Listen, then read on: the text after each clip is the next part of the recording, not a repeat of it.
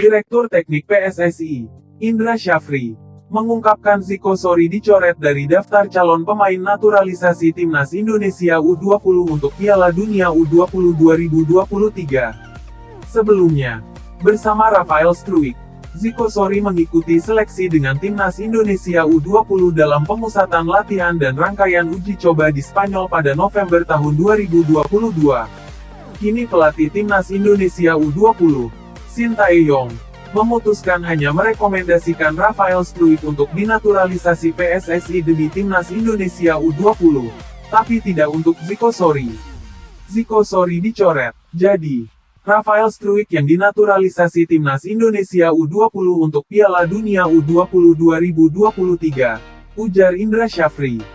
Profil Ziko Sori. Ziko Sori adalah pemain keturunan Indonesia kelahiran Belanda yang berposisi sebagai penyerang. Selain jadi penyerang, Ziko juga bisa beroperasi di winger kiri atau kanan. Dia membela PEC Zwolle U21 Liga Belanda.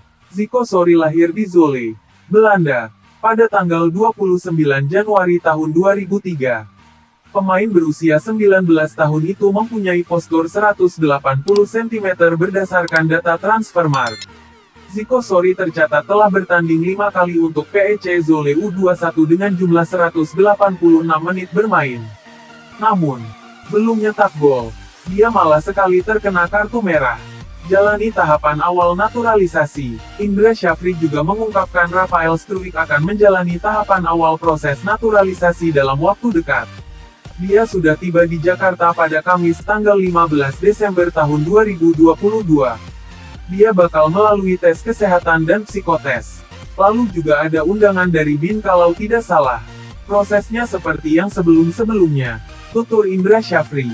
Rafael Struijk, yang juga berasal dari Belanda, bakal menyusul dua rekan senegaranya, Justin Hubner dan Ivar Jenner.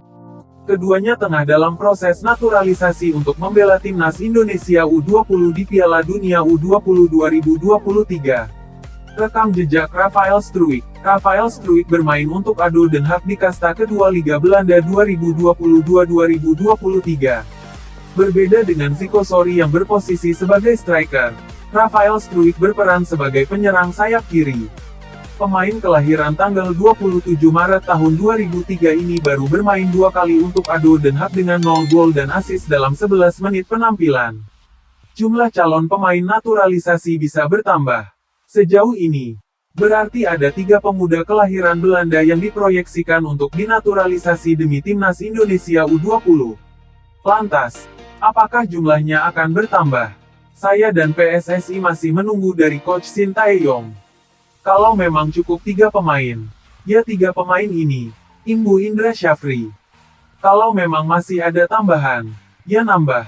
Sebab, semua permintaan dan keputusan ada di tangan Coach Shin Tae-yong, ungkapnya.